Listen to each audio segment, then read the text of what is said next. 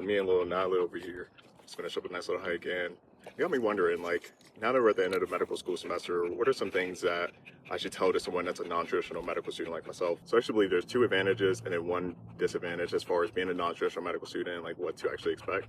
I think the disadvantage is that, if you're coming from like a working background, from like a career or even just a job, you're used to income, right? So for myself, it was a little bit of a transition in my master's and also medical school, where I was like, okay, I need to actually try to cut down expenses as much as possible so that it could be feasible for me to continue as a student doctor. The two big advantages though is the first one is that you're never going to have regret, right? Like a lot of people are very fearful of like, okay, am I starting medical school too late? But the reality is like there's 30-year-olds in a class, 40-year-olds, 50-year-olds, and so forth, like, and they're thriving. They're doing exactly what they wanted to do. So say for example, you wanted to go to medical school and you were 55 years old. You may be thinking, oh, okay, I might be too old, but the truth is you're not, right? Like you're going to get to the age 59 anyway. So from 55 to 59, you became a physician. Speaking from my personal experience, I'm just very grateful for being in this position, being able to share with others to say like, you can do it. Like that's truly the only reason why I even have like this little channel, is to be able to just share with people and share that like it is possible. Share that like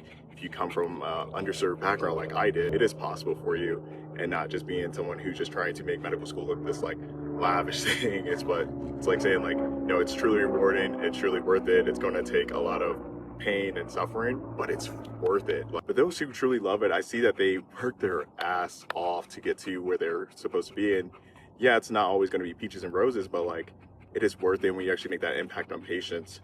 And I remember when younger Chaz was seeing patients in the ER and stuff, like as like an EMT and scribe and so forth, like I just saw so many opportunities where I was like, okay, like I just wish I had the knowledge to do something. And now that I'm so close to making that my reality, I can only be grateful for the opportunity that God has presented me. And I just want to inspire anyone else to go after it.